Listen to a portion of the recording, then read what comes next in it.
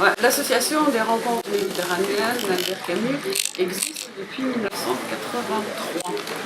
Et puis elle a, comme tout enfant, elle a évolué, elle a grandi. Et puis à partir de 1999-2000, avec Jean-Louis qui était avec moi, nous avons décidé de lui donner une autre impulsion. De là, c'est mis sur pied des journées annuelles telles que vous vivez celle-ci. Voilà, donc depuis, disons 2000 c'était en commune présence, Albert Camus et René Char, qui furent les premières. Et puis après, il y a eu le cycle des Méditerranée, Albert Camus et l'Italie, Albert Camus et l'Espagne, Albert Camus et l'Italie, Albert Camus et la Grèce. Et puis, on a pris d'autres thèmes et je te donne la parole pour continuer. Alors, nous tenons beaucoup au terme de rencontres méditerranéennes. Certes, ce sont souvent des universitaires qui viennent ou des chercheurs, mais ce n'est pas un colloque universitaire. C'est vraiment, nous tenons au terme de rencontres, c'est-à-dire à la fois des échanges et puis il y a des rencontres humaines qui sont très importantes.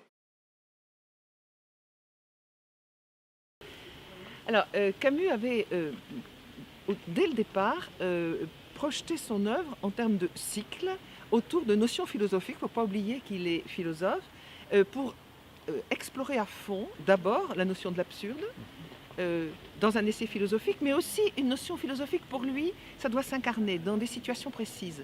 Donc il voulait aussi que dans chaque cycle, il y ait un roman et une ou deux pièces de théâtre pour montrer comment, par exemple, on peut vivre dans l'absurde.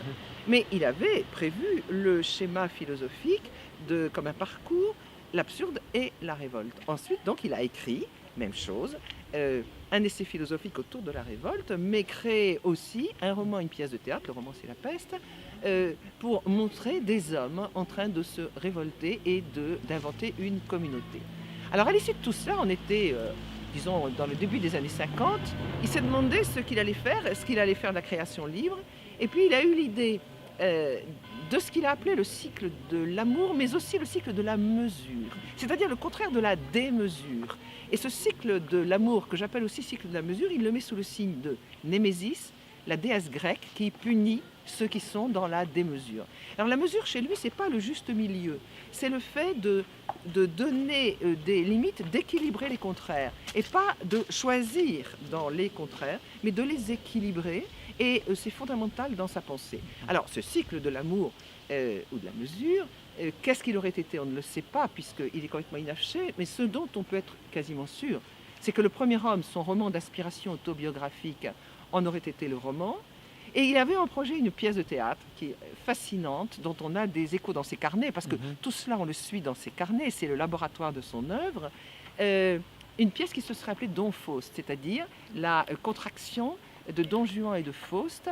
Et il semblerait que ça aurait dû être la pièce de théâtre de ce cycle. Quant à l'essai philosophique, alors là, c'est très diffus dans son œuvre, mais on a beaucoup de lectures de Camus, parce que Camus est quelqu'un qui lit énormément, de lectures de Camus et de notes qu'il prend autour de cet essai philosophique. Mais on en est là. Ce que je voudrais dire quand même, c'est que cycle de l'amour, cycle de la mesure, l'amour est quand même présent depuis le tout début dans l'œuvre de Camus. Il n'y a qu'à penser au titre de Noces, qui est son deuxième livre, 1939. Il a 26 ans. Noces, si ce n'est pas de l'amour, c'est quoi ?